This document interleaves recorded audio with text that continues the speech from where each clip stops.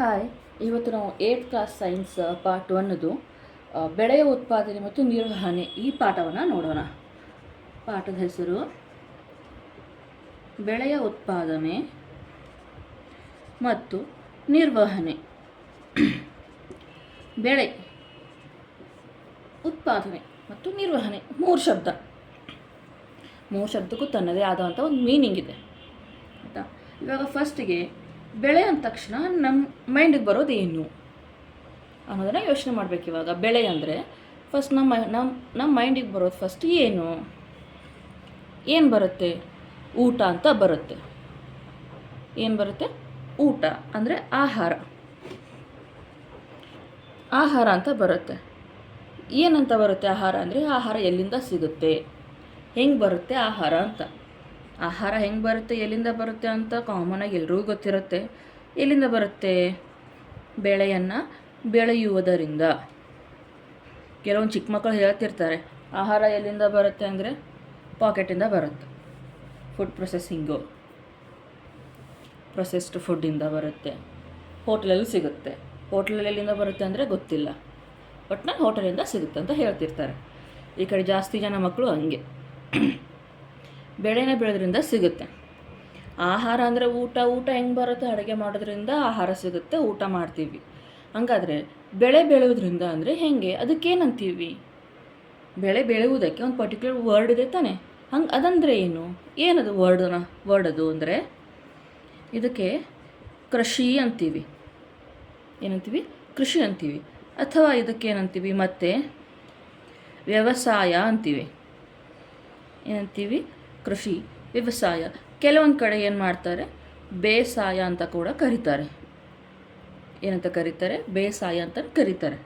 ಮೂರು ಶಬ್ದ ಒಂದೇ, ಮೂರು ಕೆಲಸ ಒಂದೇ, ಶಬ್ದಗಳು ಮಾತ್ರ ಬೇರೆ ಬೇರೆ, ಅರ್ಥ ಒಂದೇ, ಶಬ್ದ ಮಾತ್ರ ಬೇರೆ ಬೇರೆ ಇರೋದಿಲ್ಲ. ಕೃಷಿಯಾಗಿ, ಆಹಾರವಾಗಿ. ಹಾಗಾದರೆ ಕೃಷಿ ಅಂದರೆ ಏನು? ಬರೀ ಬೆಳೆ ಬೆಳೆಯೋದನ್ನು ಕೃಷಿ ಅಂತಾರಂದರೆ ಬೆಳೆನ ಯಾವ ರೀತಿ ಬೆಳೆಯೋದಕ್ಕೆ? ಪ್ರತಿಯೊಂದಕ್ಕೂ ಒಂದು ಪ್ರೊಸೆಸ್ ಅಂತ ಇದೆ, ಒಂದು ಸ್ಟೆಪ್ ಬೈ ಸ್ಟೆಪ್ ಪ್ರೊಸೆಸ್ ಇದೆ. ಇದು ಹೀಗೆ ಮಾಡಬೇಕು, ಹಾಗೆ ಮಾಡಬೇಕಂತ ಇದೆ. ಹಾಗಾದರೆ ಕೃಷಿ ಅಂದರೆ ಹೆಂಗೆ ಮಾಡಬೇಕು, ಯಾವ ಥರ? ಅದಕ್ಕೂ ಒಂದು ಸೈನ್ಸ್ ಇದೆ. ಅದು ಎಲ್ಲದಕ್ಕೂ ನಾವು ಏನೇ ಮಾಡಿದ್ರೂ ಕಲಿಯೋದಂತ ಇರುತ್ತೆ. ಹಾಗಾಗಿ ಕೃಷಿಯನ್ನು ಹೆಂಗೆ, ಯಾವ ಥರ ಮಾಡ್ತಾರೆ ಕೃಷಿಯನ್ನಂದರೆ? ಫಸ್ಟು ಕೃಷಿ ಅಂದರೆ ಏನು? ಬೆಳೆ ಬೆಳೆಯೋದು ಅಂತ ಇಲ್ಲೇ ಇದೆ. ಕೃಷಿ ಅಂದರೆ ಬೆಳೆ ಬೆಳೆಯೋದು ಅಂತ ಇದೆ. ಯಾವ ಥರ ಬೆಳೆ ಬೆಳೆಯೋದು? ಇವಾಗ ಇಷ್ಟು ಗದ್ದೆ ಇದೆ ಅಂತ ತಿಳ್ಕೊಳ್ಳಿ. ಇವಾಗ ಈ ಗದ್ದೆಯಲ್ಲಿ ಈ ಲೈನಲ್ಲಿ ನಾನು ಇನ್ನೊಂದು ಬೇರೆ ಫಾರ್ ಎಕ್ಸಾಂಪಲ್ ಭತ್ತ ಹಾಕ್ತೀನಿ. ಆಮೇಲೆ ಈ ಲೈನಲ್ಲಿ ನಾನು ಜೋಳ ಹಾಕ್ತೀನಿ. ಈ ಲೈನಲ್ಲಿ ನಾನು ಹತ್ತಿ ಹಾಕ್ತೀನಿ. ಈ ಕಡೆ ಸೆಣಬು, ಈ ಕಡೆ ಮತ್ತೇನೋ ರಾಗಿನೋ ಜೋಳದು ಏನಂತೀರ ಓಕೆ, ರಾಗಿನೋ ಹಾಕಿದರೆ ಇದಕ್ಕೆ ನಾವು ಕೃಷಿ ಅಂತೀವ? ಇರೋ 1 ಎಕರೆಯಲ್ಲಿ ನಾನು 1 2 3 5 ಟೈಪು 1 2 3 4 5 ಟೈಪ್ ಬೆಳೆಯನ್ನು ಒಂದೇ ಟೈಮ್ ನಾನು ಬೆಳಿತೀನಿ ಅಂದರೆ ಆಗುತ್ತಾ? ಒಂದು ಎಕರೆಯಲ್ಲಿ? ಇದಕ್ಕೆ ಕೃಷಿ ಅಂತಾರಾ? ಅಲ್ಲ. ಕೃಷಿ ಅಂದರೆ ಏನು? ಈ ಥರ ಇರೋದನ್ನೇ ಕೃಷಿ ಅನ್ನಲ್ಲ. ಕೃಷಿ ಅಂದರೆ ಏನು? ಇರೋ ಇಷ್ಟು ಜಾಗದಲ್ಲೇ, ಅಂದರೆ ನಮ್ಮ ಹತ್ರ ಎಷ್ಟು ಜಾಗ ಇದೆಯೋ ಅಷ್ಟು ಜಾಗ ಇಷ್ಟಿಷ್ಟೇ ಪಾಟಲ್ಲಿ ಮಾಡಿ ಹಾಕ್ತೀನಿ ಅಂದರೆ ಅಲ್ಲ, ಅದು ಕೃಷಿ ಅಲ್ಲ. ಪಾಟಲ್ಲಿ ನಾವು ಮನೆಗೆ ಎಷ್ಟಾಗುತ್ತೋ ಅಷ್ಟೇ ತರಕಾರಿ, ವೆಜಿಟೇಬಲ್ಸು, ಈ ಕೊತ್ತಂಬರಿ ಸೊಪ್ಪು, ಮೆಂತ್ಯ ಸೊಪ್ಪು ಈ ಥರ ಎಲ್ಲ ಬೆಳೆಯೋದು ಅದು ಕೃಷಿ ಅಲ್ಲ. ಅದು ನಾವು ಕಿಚನ್ ಗಾರ್ಡನಿಂಗ್ ಅಂತ ನಾವು ಏನು ಮಾಡ್ಕೋತೀವಿ ಅದಕ್ಕಂತಾರೆ. ಅದೆಲ್ಲ ಕೃಷಿ ಅಂದರೆ ಒಂದು ಜಮೀನಲ್ಲಿ ಒಂದೇ ರೀತಿ ಬೆಳೆನ ದೊಡ್ಡ ಪ್ರಮಾಣದಲ್ಲಿ ಬೆಳೆಯೋದು. ಒಂದೇ ರೀತಿ ಬೆಳೆನ ದೊಡ್ಡ ಪ್ರಮಾಣದಲ್ಲಿ ಬೆಳೆಯೋದನ್ನು ನಾವೇನಂತೀವಿ? ಕೃಷಿ ಅಂತೀವಿ. ಚಿಕ್ಕದಾಗಿ ಬೆಳೆಯೋದಲ್ಲ, ಪಾಟಲ್ಲಿ ಬೆಳೆಯೋದಲ್ಲ. ಒಂದು ಜಮೀನಲ್ಲಿ ಎಷ್ಟು ಜಮೀನು ಇದೆಯೋ, 1 ಎಕರೆ 2 ಎಕರೆ ಎಷ್ಟಾದರೂ ಇರಲಿ, ಅಷ್ಟು ಪೂರ್ತಿ ಜಮೀನಲ್ಲಿ ಒಂದೇ ಬೆಳೆಯನ್ನು ಬೆಳೆಯೋದು. ಯಾವುದು? ಒಂದೇ ಬೆಳೆಯನ್ನು ಬೆಳೆಯೋದಕ್ಕೆ ಏನಂತೀವಿ ನಾವು? ಕೃಷಿ ಅಂತೀವಿ. ಹಾಗಾದರೆ ಏನೇನು ಬೆಳಿಬಹುದು ನಾವಲ್ಲಿ? ದೊಡ್ಡ ಪ್ರಮಾಣ ಅಂದರೆ ಏನು? ಜಾಸ್ತಿಯಾಗಿ ಇಡೀ ಜಮೀನು ತುಂಬ ಒಂದೇ ಬೆಳೆಯನ್ನು ಬೆಳೆಯೋದು, ಅದಕ್ಕೇನಂತೀವಿ ನಾವು? ಕೃಷಿ ಅಂತೀವಿ. ಫಾರ್ ಎಕ್ಸಾಂಪಲ್ ಇವಾಗ ನಮ್ಮ ಬೆಳಗಾವಿ ಸೈಡು ಜಾಸ್ತಿ ನಾವು ಬೆಳೆಯೋದು ಕಬ್ಬು, ಜೋಳ. ಆಮೇಲೆ ಈ ಕಡೆ ನಮ್ಮ ನಿಪ್ಪಾಣಿ ಸೈಡ್ ಅಂತ ನಮ್ಮ ಸೈಡ್, ಅದು ನಿಪ್ಪಾಣಿ ಸೈಡ್ ಅಂತ ಹೋದರೆ ಅಲ್ಲಿ ಬೆಳೆಯುವಂಥ ಹತ್ತಿ ಜಾಸ್ತಿ ಬೆಳೆಯೋದು. ಈ ಥರ ಒಂದೆಷ್ಟು ಜಾಗ ಇದೆಯೋ, ಎಷ್ಟು ಜಮೀನು ಇದೆಯೋ ಅಷ್ಟರಲ್ಲಿ ಎಲ್ಲವನ್ನು ಬೆಳೆಯೋದು. ಗೋಧಿ ಬೆಳೀತಾರೆ, ಹತ್ತಿ ಹಾಕ್ತಾರೆ, ಆಮೇಲೆ ರಾಗಿ, ಜೋಳ, ಇದೆಲ್ಲಕ್ಕೆ ಏನಂತೀವಿ? ಕೃಷಿ ಅಂತೀವಿ. ಇದಕ್ಕೇನಾಯಿತು? ಬೆಳೆ ಬೆಳೆಯೋದು ಅಂತಾಯಿತು. ಉತ್ಪಾದನೆ ಅಂದರೆ ಇದೆ, ದೊಡ್ಡ ಪ್ರಮಾಣದಲ್ಲಿ ಒಂದೇ ಬೆಳೆಯನ್ನು ಬೆಳೆಯೋದು ಅಥವಾ ಕೃಷಿ ಮಾಡೋದನ್ನು ನಾವೇನಂತೀವಿ? ಉತ್ಪಾದನೆ ಅಂತೀವಿ. ಹಂಗಾದರೆ ಇಲ್ಲಿ ಇನ್ನೊಂದು ವರ್ಡ್ ಇದೆ, ನಿರ್ವಹಣೆ. ನಿರ್ವಹಣೆ ಅಂದರೆ ಏನು? ನಿರ್ವಹಣೆ ಅಂದರೆ ಬೆಳೆಯನ್ನು ಬಿತ್ತನೆ ಮಾಡೋದ್ರಿಂದ ಹಿಡಿದು ಇದರ ಸಾಗಾಣಿಕೆ ತನಕ ಇರುವಂಥ ಎಲ್ಲ ಪ್ರೊಸೆಸನ್ನು ನಾವೇನಂತೀವಿ?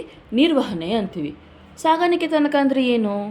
ಅದನ್ನ ಸ್ಟೋರ್ ಮಾಡಿಡೋದು, ಅದಕ್ಕೆ ಹುಳು ಹುಪ್ಪಡಿ ಅದಕ್ಕೇನು ಹತ್ತಬಾರ್ದಂಗೆ ಹಂಗೆ ಅದನ್ನು ಸ್ಟೋರ್ ಮಾಡಿಟ್ಟು ಸುರಕ್ಷಿತವಾಗಿ ಅದನ್ನು ಒಂದು ಕಡೆ ಇಟ್ಟು ಅದನ್ನ ಏನು ಮಾಡ್ತಾರೆ? ಲಾಸ್ಟಿಗೆ ಅಂಗಡಿಲೋ ಅಥವಾ ರೇಷನ್ ಅಂಗಡಿಲೋ ಅಥವಾ ಕಿರಾಣಿ ಅಂಗಡಿಲೋ ಇದನ್ನು ಮಾರಿಬಿಟ್ಟು ಜನಗಳ ಮನೆ ತನಕ ತಲುಪಿಸೋದಕ್ಕೆ ನಾವೇನಂತೀವಿ? ಅದನ್ನು ನಿರ್ವಹಣೆ ಅಂತ ಹೇಳಿ ಅಂತೀವಿ. ಉದಾಹರಣೆಗೆ ಏನು ಮಾಡ್ತೀವಿ? ಹೆಂಗೆ? ಈಗ ಒಂದು ಬೆಳೆ ಬಂತು ಅಂತ ಅಂದ್ಕೊಳ್ಳಿ. ಬೆಳೆ ಬಂತು, ಅದನ್ನು ಕಟಾವು ಮಾಡಿದರು. ಆಮೇಲೆ ಎಲ್ಲ ಒಂದು ಕಡೆ ಸ್ಟೋರ್ ಮಾಡಿರ್ತಾರೆ. ಅದಕ್ಕೆ ಇಲಿ ಆಗಬಾರ್ದು, ಹುಳು ಹುಪ್ಪಡಿ ಹತ್ತಬಾರ್ದು ಅಂತ ಏನು ಮಾಡ್ತಾರೆ? ಒಂದು ಕಡೆ ಸ್ಟೋರ್ ಮಾಡಿರ್ತಾರೆ ಗೋಡೌನಲ್ಲಿ. ಅದಕ್ಕೆ ಏನು ಬೇಕು, ಅದಕ್ಕೆ ಎಷ್ಟು ಔಷಧಿ ಹಾಕಬೇಕು, ಹುಳು ಹುಪ್ಪಡಿ ಆಗ್ಲಿಕ್ಕೆ ಹಿಂಗೆ ಎಷ್ಟು ಔಷಧಿ ಹಾಕಬೇಕು ಅಷ್ಟೆಲ್ಲ ಮಾಡಿಬಿಟ್ಟಿರ್ತಾರೆ, ಒಂದು ಕಡೆ ಸ್ಟೋರ್ ಮಾಡಿ ಇಡ್ತಾರೆ. ಆಮೇಲೆ ಏನು? ಅದಕ್ಕೆ ಚೆನ್ನಾಗಿ ಒಂದು ರೇಟ್ ಬಂದ ಮೇಲೆ ಅದನ್ನು ಹೊರಗಡೆ ತಂದುಬಿಟ್ಟು ಮಾರ್ತಾರೆ. ಇಲ್ಲಿ ತನಕ ಇರುವಂಥ ಪ್ರೊಸೆಸ್ಸಿಗೆ ಏನಂತೀವಿ ನಾವು? ನಿರ್ವಹಣೆ ಅಂತೀವಿ. ಅದಕ್ಕಾಯ್ತಾ? ಕೃಷಿ ಅಂದ್ರೇನು? ಬೆಳೆ ಬೆಳೆಯೋದು ಒಂದೇ ಜಮೀನಲ್ಲಿ ಅಥವಾ ಒಂದು ದೊಡ್ಡ ಜಾಗದಲ್ಲಿ ಅಥವಾ ಒಂದು ಜಮೀನಲ್ಲಿ ದೊಡ್ಡ ಪ್ರಮಾಣದಲ್ಲಿ ಬೆಳೆ ಬೆಳೆಯೋದಕ್ಕೆ ನಾವೇನಂತೀವಿ? ಕೃಷಿ ಅಂತೀವಿ. ಹಾಗಾದರೆ ಕೃಷಿನ ಬೆಳೆ ಬೆಳೆಯೋದು ಅಂದರೆ ಯಾವ ಥರ ಬೆಳೆಯೋದು, ಹೆಂಗೆ ಬೆಳಿತೀವಿ? ಫಾರ್ ಎಕ್ಸಾಂಪಲ್ ನಮಗೆಲ್ಲ ಗೊತ್ತಿರೋ ಹಾಗೆ ಬೇಸಿಗೆಗಾಲ, ಮಳೆಗಾಲ, ಚಳಿಗಾಲ ಈ ಥರ ನಾವು ಬೇರೆ ಬೇರೆ ಕಾಲಗಳನ್ನ ಋತುಗಳ ಅನುಗುಣವಾಗಿ ನಾವೆಲ್ಲ ಡಿವೈಡ್ ಮಾಡ್ಕೊಂಡಿದ್ದೀವಿ. ಆಯಾ ಕಾಲಕ್ಕೆ ತಕ್ಕಂತೆ ನಾವು ಊಟ ಮಾಡ್ತೀವಿ, ಬಟ್ಟೆ ಹಾಕೋತೀವಿ. ಬೇಸಿಗೆಗಾಲಕ್ಕೆ ಸ್ವಲ್ಪ ಕಾಟನ್ ಬಟ್ಟೆ ಜಾಸ್ತಿ ಹಾಕೋತೀವಿ ನಾವು, ಸೆಕೆ ಆಗಬಾರ್ದು, ಬಾಡಿ ಜಾಸ್ತಿ ಹೀಟ್ ಆಗಬಾರ್ದು ಅಂತ ಕಾಟನ್ ಬಟ್ಟೆ ತಂಪಾಗಿರಲಿ ಅಂತ ಹಾಕೋತೀವಿ. ಅದೇ ಬೇಸಿಗೆಗಾಲ ತಕ್ಕಂತೆ ನಾವು ಊಟ ಕೂಡ ಮಾಡ್ತೀವಿ. ಮಜ್ಜಿಗೆ ಕುಡಿಯೋದಾಗಲಿ, ಅಂಬಲಿ ಕುಡಿಯೋದಾಗಲಿ, ಸ್ವಲ್ಪ ಮೊಸರು ಮಜ್ಜಿಗೆ ಇರೋ ಥರ ಊಟ ಮಾಡೋದಾಗಲಿ, ಫ್ರೂಟ್ಸ್ ಜ್ಯೂಸ್ ಕುಡಿಯೋದಾಗಲಿ, ನೀರಿನಾಂಶ ಇರುವಂತಹ ಆಹಾರ ಪದ್ಧತಿಗಳನ್ನ ನಾವು ಫಾಲೋ ಮಾಡ್ಕೋತೀವಿ. ಮಳೆಗಾಲದಲ್ಲಿ ಹಿಂಗೆ ಸ್ವಲ್ಪ ಬೆಚ್ಚಗಿರೋ ಬಟ್ಟೆ ಹಾಕೋತೀವಿ, ಅಷ್ಟು ಬಿಸಿಯಾಗಿ ಲೈಟಾಗಿರುವಂಥ ಊಟಗಳನ್ನ ಮಾಡ್ತಿರ್ತೀವಿ ಮಳೆಗಾಲದಲ್ಲಿ. ಮತ್ತು ಚಳಿಗಾಲದಲ್ಲಿ ತುಂಬ ಕಾಟನ್ ಅಂದರೆ ಸ್ವಲ್ಪ ಸ್ವೆಟರು, ಜಾಕೆಟು ಈ ಥರ ಏನು ಮಾಡ್ತೀವಿ? ಸ್ವಲ್ಪ ಬೆಚ್ಚಗಿರುವಂಥ ಬಟ್ಟೆಗಳನ್ನ ಹಾಕೋತೀವಿ, ಸಾಕ್ಸ್ ಹಾಕೋತೀವಿ. ಆ ಟೈಮಿಗೆ ಏನು ಮಾಡ್ತೀವಿ? ಅದೇ ತರಹ ಊಟಗಳನ್ನ ಫಾಲೋ ಮಾಡಿರ್ತೀವಿ. ಲೈಕ್ ಬಿಸಿಯಾಗಿ ತಿನ್ನೋದು, ಬಿಸಿಯಾಗಿ ಇರೋದು, ಬೆಚ್ಚಗಿರೋದು ಈ ಥರಗಳನ್ನ ನಾವೇನು ಮಾಡ್ತೀವಿ? ಚಳಿಗಾಲದಲ್ಲಿ ಫಾಲೋ ಮಾಡ್ತೀವಿ. ಇದು ನಮ್ಮ ಡೈಲಿ ರುಟೀನ್ ಆಗಿರುತ್ತೆ ಚಳಿಗಾಲದಲ್ಲಿ. ಹಂಗಾಗಿ ಅದೇ ತರಹ ಕೃಷಿಯಲ್ಲಿ ಏನಿರುತ್ತೆ ಅಂದರೆ ನಾವು ಹೇಗೆ ಮನುಷ್ಯರು ಕಾಲಕ್ಕೆ ತಕ್ಕಂತೆ ನಮ್ಮನ್ನು ಚೇಂಜ್ ಮಾಡ್ಕೊತಿರ್ತೀವೋ ಹಾಗೆ ಋತುಗಳಿಗೆ ಅನುಗುಣವಾಗಿ ನಾವು ಕೃಷಿಗಳಲ್ಲಿ ನಾವು ಬೆಳೆಗಳನ್ನ ಬೆಳೀತಿರ್ತೀವಿ. ಯಾವ ಥರ ಬೆಳೆಗಳನ್ನ ಹಾಕ್ತಿರ್ತೇವೆ? ಹೇಗೆ? ಋತುಗಳಿಗೆ ಅನುಸಾರವಾಗಿ ನಾವೇನು ಮಾಡ್ತೀವಿ? ಬೆಳೆಗಳನ್ನು ಬೆಳೀತಿರ್ತೀವಿ. ಹೇಗೆ? ಋತುಗಳಂದರೆ ಏನು? ಅದು ಹೆಂಗೆ? ಯಾಕಂದರೆ ಉಷ್ಣಾಂಶ, ತೇವಾಂಶ, ಮಳೆ ಪ್ರಮಾಣದ ಆಧಾರದ ಮೇಲೆ. ಹೇಗೆ? ಉಷ್ಣಾಂಶ, ತೇವಾಂಶ ಮತ್ತು ಮಳೆಯ ಆಧಾರದ ಮೇಲೆ ನಾವೇನು ಮಾಡ್ತೀವಿ? ಬೆಳೆಗಳನ್ನು ಬೆಳೆಯೋದನ್ನು ಡಿವೈಡ್ ಮಾಡ್ಕೊಂಡಿರ್ತೀವಿ. ಆಯಿತಾ? ಇದು ಯಾಕೆ ಅಂದರೆ ಉಷ್ಣಾಂಶ, ತೇವಾಂಶ, ಮಳೆ ಇದೇನು ಪ್ರದೇಶದಿಂದ ಪ್ರದೇಶಕ್ಕೆ ನಮ್ಮ ಭಾರತ ಒಂದೇ ತರಹ ಹವಾಮಾನ ಪದ್ಧತಿಗಳನ್ನ ಹೊಂದಿಲ್ಲ. ಹವಾಮಾನ ವಾಯುಗುಣ ಪದ್ಧತಿ ಒಂದೇ ಥರ ನಮ್ಮ ಭಾರತ ಹೊಂದಿಲ್ಲ. ಬೇರೆ ಬೇರೆ ಕಡೆ ಬೇರೆ ಬೇರೆ ಸೈಡ್ ಹೋದರೆ, ಪೂರ್ವಕ್ಕೆ ಹೋದರೆ ಬೇರೆ ನಮ್ಮ ವಾತಾವರಣ ಬೇರೆ ಇರುತ್ತೆ, ಪಶ್ಚಿಮಕ್ಕೆ ಹೋದರೆ ಬೇರೆ ಇದೆ, ದಕ್ಷಿಣಕ್ಕೆ ಹೋದರೆ ಬೇರೆ, ಉತ್ತರಕ್ಕೆ ಹೋದರೆ ಬೇರೆ ಥರ ಇರುತ್ತೆ. ಹಾಗೆ ಆಯಾ ಪದ್ಧತಿಗಳಿಗೆ ಅನುಗುಣವಾಗಿ, ಆಯಾ ಋತುಗಳಿಗೆ ಅನುಗುಣವಾಗಿ, ಆಯಾ ಪ್ರದೇಶದ ಒಂದು ಹವಾಮಾನ ವಾಯುಗುಣಕ್ಕೆ ಅನುಗುಣವಾಗಿ ಏನು ಮಾಡ್ತಾರೆ? ಜನಗಳು ಅಲ್ಲಿಯ ಒಂದು ಬೆಳೆಗಳನ್ನು ಬೆಳೀತಿರ್ತಾರೆ. ಆಯಿತಾ? ಪ್ರದೇಶಕ್ಕೆ ಏನು ಬದಲಾವಣೆ ಆಗ್ತಿರುತ್ತೆ. ಇವಾಗ ನಾವು ಫಸ್ಟಿಗೆ ಏನು ಬರುತ್ತಂದ್ರೆ ಇಲ್ಲಿ ಖಾರಿಫ್ ಬೆಳೆಗಳು ಅಂತ ಬರುತ್ತೆ. ಏನು ಬರುತ್ತೆ? ಖಾರಿಫ್ ಬೆಳೆ. ಖಾರಿಫ್ ಅಂದರೆ ಏನು? ಖಾರಿಫ್ ಅಂದರೆ ಮಳೆಗಾಲದಲ್ಲಿ. ಏನು? ಮಳೆಗಾಲದಲ್ಲಿ ಬಿತ್ತುವ ಬೆಳೆಗಳಿಗೆ ನಾವೇನಂತೀವಿ? ಖಾರಿಫ್ ಬೆಳೆ ಅಂತೀವಿ. ಏನಂತೀವಿ? ಮಳೆಗಾಲದ ಬೆಳೆಗಳಿಗೆ ನಾವೇನಂತೀವಿ? ಖಾರಿಫ್ ಬೆಳೆಗಳಂತೀವಿ. ಕಾಮನ್ ಆಗಿ ಮಳೆಗಾಲ ಯಾವಾಗ ಶುರು ಆಗುತ್ತೆ? ಯಾವಾಗ ಸ್ಕೂಲ್ ಸ್ಟಾರ್ಟ್ ಆಗುತ್ತೋ ಮಳೆಗಾಲ ಆವಾಗಿಂದ ಶುರು ತಾನೇ. ಬೇಸಿಗೆ ರಜೆ ಮುಗಿದು ಇನ್ನೇನು ಸ್ಕೂಲ್ ಸ್ಟಾರ್ಟ್ ಆಗಬೇಕು, ಮಳೆಗಾಲ ಶುರು. ಬೆಳಗ್ಗೆ ಸ್ಕೂಲ್ ಹೋಗೋ ಟೈಮಿಗೆ ಮಳೆ ಶುರು ಆದರೆ ಸಂಜೆ ಸ್ಕೂಲ್ ಬಿಡೋ ತನಕ ಮಳೆ ಇರುತ್ತೆ ತಾನೇ. ಅಂದರೆ ಏನು, ಜೂನಿಂದ ಸೆಪ್ಟೆಂಬರ್ ತನಕ ನಾವೇನು ಮಾಡ್ತೀವಿ, ಮಳೆಗಾಲನ ಫೀಲ್ ಮಾಡ್ಕೊತಿರ್ತೀವಿ. ಅಂದರೆ ಎಷ್ಟಿದು, ಜೂನ್, ಜುಲೈ, ಆಗಸ್ಟ್, ಸೆಪ್ಟೆಂಬರ್ ಅಂದರೆ 4 ಮಂತು ಮಳೆಗಾಲ ಇರುತ್ತೆ. ಹಾಗಾದರೆ ಈ ಮಳೆಗಾಲದಲ್ಲಿ ಬೆಳೆಯುವಂಥ ಬೆಳೆಗಳು ಯಾವ್ಯಾವು? ಮಳೆಗಾಲದಲ್ಲಿ ಜೋಳ ಬೆಳಿತೀವಿ, ಭತ್ತ ಬೆಳಿತೀವಿ, ಆಮೇಲೆ ಸೋಯಾ ಬೆಳಿತೀವಿ, ಆಮೇಲೆ ಏನು ಬೆಳಿತೀವಿ, ಕಡಲೆ ಬೆಳಿತೀವಿ ತಾನೇ, ಕಡಲೆ ಬೆಳಿತೀವಿ. ಆಮೇಲೆ ನೆಕ್ಸ್ಟ್ ಬರೋದು ಯಾವುದಂದರೆ ಈಗ ರಬಿ ಬೆಳೆಗಳು ತಾನೇ. ರಬಿ ಬೆಳೆಗಳಂದರೆ ಈಗ ನಾವು ಇದು ಯಾವ ಥರ ಮಳೆಗಾಲದಲ್ಲಿ ಇದನ್ನು ಬೆಳಿತೀವೋ, ಮಳೆಗಾಲದಲ್ಲಿ ಖಾರಿಫ್ ಬೆಳೆಗಳಂತ ನಾವೇನು ಅಂತೀವೋ, ಹಾಗೆ ರಬಿ ಬೆಳೆಗಳಂದರೆ ಚಳಿಗಾಲ. ಏನು, ಚಳಿಗಾಲದಲ್ಲಿ ಬೆಳೆಯುವಂಥ ಬೆಳೆಗಳಿಗೆ ನಾವೇನಂತೀವಿ, ರಬಿ ಬೆಳೆಗಳು ಅಂತೀವಿ. ಆಯಿತಾ. ಅದು ಯಾವಾಗಿಂದ ಇರುತ್ತೆ, ಚಳಿಗಾಲ ಯಾವಾಗ ಶುರು ಆಗುತ್ತೆ, ಯಾವಾಗ ದಸರಾ ದೀಪಾವಳಿ ಮುಗಿಯುತ್ತೋ ಆವಾಗಿಂದ, ದಸರಾ ದೀಪಾವಳಿ ಸ್ಟಾರ್ಟ್ ಆಗುತ್ತೋ ಆವಾಗಿಂದ ಶುರು ಚಳಿಗಾಲ. ಎಲ್ಲಿಂದ ಎಲ್ಲಿ ತನಕ, ಅಕ್ಟೋಬರಿಂದ ಮಾರ್ಚ್ ತನಕ. ಮಾರ್ಚಲ್ಲಿ ಶಿವರಾತ್ರಿ ಶುರು ಆದರೆ ಏನಾಗುತ್ತೆ, ಬೇಸಿಗೆಗಾಲ ಶುರು. ಅಲ್ಲಿ ತನಕ ಏನಿರುತ್ತೆ, ದಸರಾದಿಂದ ಹಿಡ್ಕೊಂಡು ಶಿವರಾತ್ರಿ ಹಬ್ಬದ ತನಕ ಚಳಿಗಾಲ. ನಾವು ಹಬ್ಬದ ಟೈಮ್ ನಮ್ಮ ಮನೆಯಲ್ಲಿ ಹಳೆ ಕಾಲದವ್ರೆಲ್ಲ ಏನು ಮಾಡ್ತಿದ್ರು, ಈಗ ನಾವು ಮಂತ್ ಟೈಪ್ ಹೋಗ್ತೀವಿ, ಇಲ್ಲಿ ಜೂನಿಂದ ಸೆಪ್ಟೆಂಬರ್ ಅಂತ ನಾವು ಅಂದ್ಕೊಂಡಿರ್ತೀವಿ. ಆದರೆ ಅವ್ರು ಹಂಗೆ ಅಂದ್ಕೊಳ್ಳಲ್ಲ. ಅವರು ಸ್ಕೂಲ್ ಸ್ಟಾರ್ಟ್ ಆದರೆ ಗಣೇಶನ ಹಬ್ಬದ ತನಕ ಮಳೆಗಾಲ.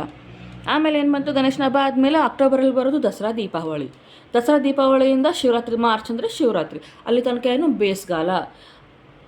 ಈ ಥರ ಅಂದ್ಕೊಂಡಿರ್ತಾರೆ ಅವರು. ಬೆಟರ್ ಅದೇ ಚೆನ್ನಾಗಿರುತ್ತೆ ಅನಿಸುತ್ತೆ. ಯಾಕಂದರೆ ಇವಾಗ ಯಾವಾಗ ಬೇಕಾದರೂ ಮಳೆ ಇರುತ್ತೆ, ಯಾವಾಗ ಬೇಕಾದರೂ ಬಿಸಿಲಿರುತ್ತೆ. ಅಕ್ಟೋಬರಿಂದ ಮಾರ್ಚ್ ತನಕ ಏನಿರುತ್ತೆ, ಚಳಿಗಾಲ ಇರುತ್ತೆ. ಅಂದರೆ ಎಷ್ಟು ಮಂತ್ ಇದು, 6 ಮಂತು. ಇಲ್ಲಿ ತನಕ ಏನಿರುತ್ತೆ, ಚಳಿಗಾಲ ಇರುತ್ತೆ. ಈ ಚಳಿಗಾಲದಲ್ಲಿ ಎಂಥ ಬೆಳೆಗಳನ್ನ ಬೆಳಿತೀವಿ ಅಥವಾ ತರಕಾರಿಗಳನ್ನ ಬೆಳಿತೀವಿ ಅಂದರೆ, ಚಳಿಗಾಲದಲ್ಲಿ ಗೋಧಿ ಬೆಳೀತಾರೆ, ಆಮೇಲೆ ಬಟಾಣೆ ಬೆಳೀತಾರೆ. ಆಮೇಲೆ ಏನು ಮಾಡ್ತಾರೆ, ತರಕಾರಿಗಳು ಯಾವುದು ಬೆಳೀತಾರೆ, ಅವರೆಕಾಯಿ ಬೆಳೀತಾರೆ. ಈ ಚಳಿಗಾಲ ಶುರು ಆದರೆ ಒಂಥರ ಅವರೆಕಾಯಿ ಸೀಸನ್ ಶುರು ಆದಂಗೆ ಇದು. ಏನೋ ಚಳಿಗಾಲ ಶುರು ಆದಂದರೆ ಅವರೆಕಾಯಿ ಸೀಸನ್ ಇದು. ಹಿಂಗೆ ಅದೇ ಅವರೆಕಾಯಿ ಉಪ್ಪಿಟ್ಟು, ಅದೇ ಅವರೆಕಾಯಿ ರೈಸು, ಸಾಂಬಾರು, ಇದೆಲ್ಲ ಏನು ಚಳಿಗಾಲದಲ್ಲೇ ಶುರು ಆಗುತ್ತೆ. ಈಗ ಖಾರಿಫ್ ಬೆಳೆ ಮತ್ತು ನಾವಿಲ್ಲಿ ರಬಿ ಬೆಳೆಗಳು ಅಂತ ನೋಡಿದ್ವಿ. ಯಾಕೆ ಡಿಫ್ರೆನ್ಸ್ ಇದೆ? ಈಗ ಚಳಿಗಾಲದಲ್ಲಿ ನಾವು ಗೋಧಿ, ಬಟಾಣಿ, ಅವರೆಕಾಯಿನ ಬೆಳೀತಿರ್ತೀವಿ. ಮಳೆಗಾಲದಲ್ಲಿ ಜೋಳ, ಭತ್ತ, ಸೋಯಾ, ಕಡಲೆ ಇಂಥದ್ದನ್ನೆಲ್ಲ ಬೆಳೀತಿರ್ತೀವಿ. ಅದೇ ಸೋಯಾ, ಕಡಲೆಗಳನ್ನು ನಾವು ಚಳಿಗಾಲದಲ್ಲಿ ಯಾಕೆ ಬೆಳೆಯೋಕ್ಕಾಗಲ್ಲ?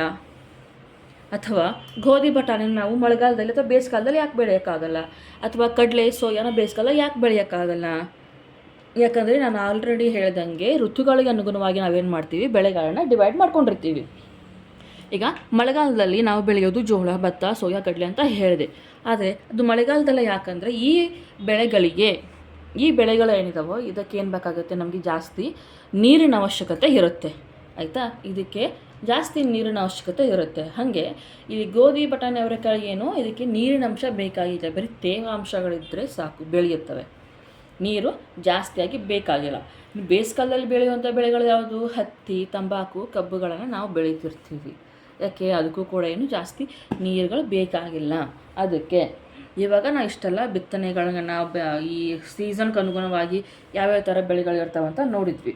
ಹಾಗಾದರೆ ಈ ಎಲ್ಲದಕ್ಕೂ ಒಂದು ಪ್ರೊಸೀಜರ್ ಅಂತ ಇರುತ್ತಾ? ಹಾಗಾಗಿ ಕೃಷಿ ಮಾಡಬೇಕಂದ್ರೆ ಯಾವ ಥರ ಪ್ರೊಸೀಜರ್ಸ್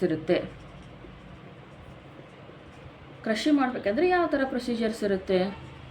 ಅದಕ್ಕೇನಂತೀವಿ, ಕೃಷಿಯ ಹಂತಗಳು. ಏನಂತೀವಿ? ಕೃಷಿಯ ಹಂತಗಳಲ್ಲಿ ಫಸ್ಟ್ ಬರೋದು ಯಾವುದು? ಮಣ್ಣನ್ನು ಹದಗೊಳಿಸುವಿಕೆ. ಯಾವ್ದು ಬರುತ್ತೆ?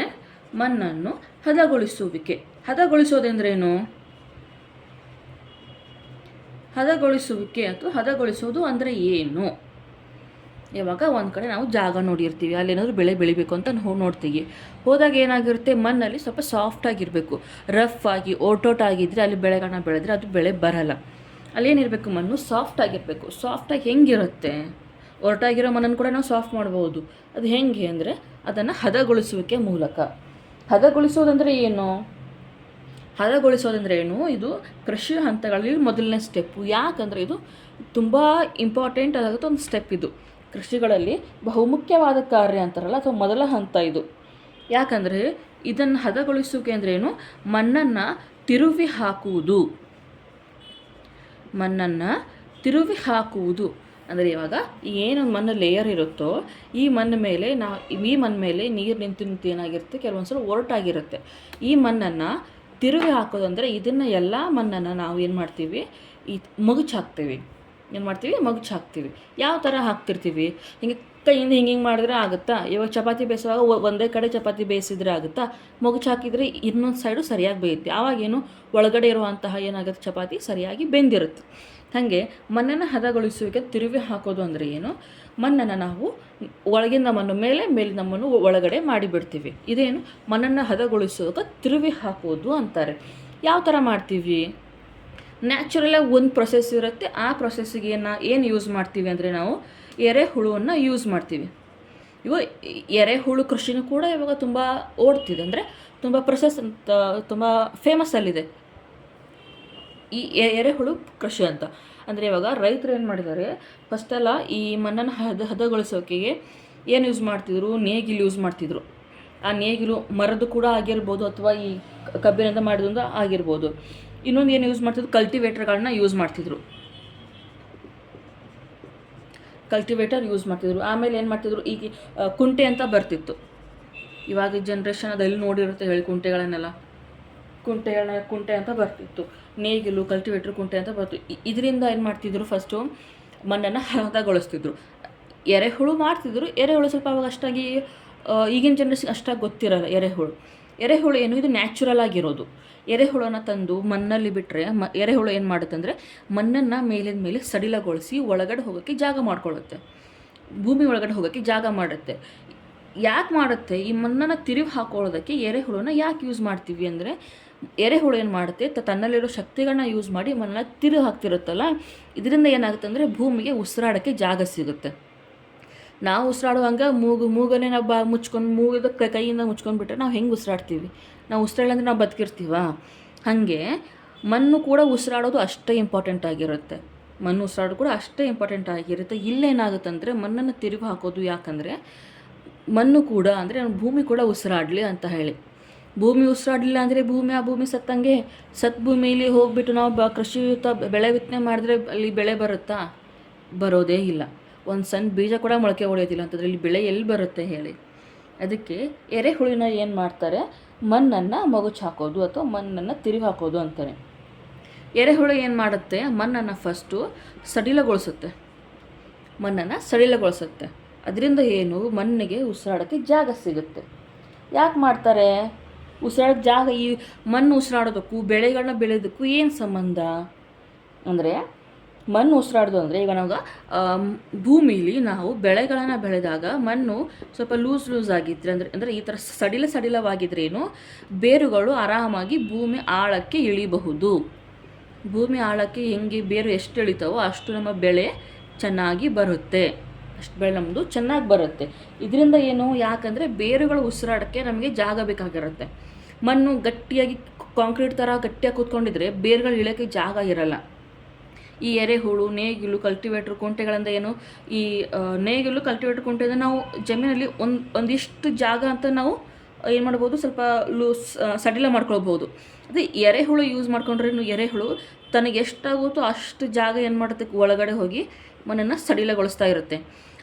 ಈ ಎರೆಹುಳು ಅದೆಷ್ಟು ಜಾಗ ಸಡಿಲಗೊಳಿಸುತ್ತೋ ಅಷ್ಟು ನಮ್ಮ ಬೇರುಗಳು ಕೆಳಗಡೆ ಹೋಗ್ತಾ ಇರ್ತವೆ. ಇದರಿಂದ ಏನಾಗುತ್ತೆ, ನಮ್ಮ ಬೆಳೆಗಳು ಚೆನ್ನಾಗಿ ಬರುತ್ತೆ. ಅದಕ್ಕೆ ಏನಂತೀವಿ ನಾವು, ಎರೆಹುಳುಗಳಿಗೆ ರೈತನ ಮಿತ್ರ ಅಂತೀವಿ. ರೈತನ ಮಿತ್ರ. ಆಯಿತಾ? ಫಸ್ಟ್ ಯಾವ್ದು ಬಂತು, ಕೃಷಿ ಹಂತಗಳಲ್ಲಿ ಮಣ್ಣನ್ನು ಹದಗೊಳಿಸುವಿಕೆ ಅಂತ ಬಂತು. ಈಗ ಮಣ್ಣು ಹದ ಮಾಡಿದ್ವಿ. ಮಣ್ಣು ಹದ ಮಾಡಿದ್ಮೇಲೆ ನೆಕ್ಸ್ಟ್ ಸ್ಟೆಪ್ ಏನಿರುತ್ತೆ? ನೆಕ್ಸ್ಟ್ ಸ್ಟೆಪ್ ಇರೋದು ಬಿತ್ತನೆ. ಬಿತ್ತನೆ ಅಂದರೆ ಏನು? ಇದು ಮಣ್ಣನ್ನು ಹದಗೊಳಿಸುವಿಕೆ ಆದಮೇಲೆ ಬರುವಂಥ ನೆಕ್ಸ್ಟ್ ಇಂಪಾರ್ಟೆಂಟ್ ಸ್ಟೆಪ್ ಇದು. ಬಿತ್ತನೆ ಅಂದರೆ ಏನು? ಬೀಜ ಬಿತ್ತನೆ ಅಂತಾರೆ. ಬೀಜ ಬಿತ್ತನೆ ಮಾಡುವುದು. ಹೆಂಗೆ ಬೀಜ ಬಿತ್ತೋದು ಮಾಡೋದಂದ್ರೆ, ಈಗ ಫಾರ್ ಎಕ್ಸಾಂಪಲ್ ನಾವು ನಮಗೆ ಗೋಧಿಯ ಒಂದು ಬೀಜ ಬಿತ್ತನೆ ಮಾಡಬೇಕಂತ ಇದೆ ಅಂತ ತಿಳ್ಕೊಳ್ಳಿ. ಹೇಗೆ ಯಾವ ಥರ ಬೀಜನ ಆಯ್ಕೆ ಮಾಡ್ಕೊಳ್ಳೋದು, ಯಾವ ಥರ ಒಂದು ಈ ಗೋಧಿ ಬೀಜಗಳನ್ನ ಆಯ್ಕೆ ಮಾಡ್ಕೊಳ್ಳೋದಂದರೆ, ಒಂದು ಒಳ್ಳೆಯ ತಳಿಯ ಆರೋಗ್ಯಕರವಾಗಿರಬೇಕು, ಸ್ವಚ್ಛ ಕಸ ಕಡ್ಡಿ ಏನು ಇರಬಹುದು ಸ್ವಚ್ಛವಾಗಿರಬೇಕು, ಒಳ್ಳೆಯ ಗುಣಮಟ್ಟದ್ದೇ ಆಗಿರುವಂತಹ ಏನು ಮಾಡಬೇಕು, ಒಂದು ಬೀಜಗಳನ್ನ ತಗೊಂಡು ಅದನ್ನ ರೈತರು ಏನು ಮಾಡ್ತಾರೆ, ಈ ಏನಂತ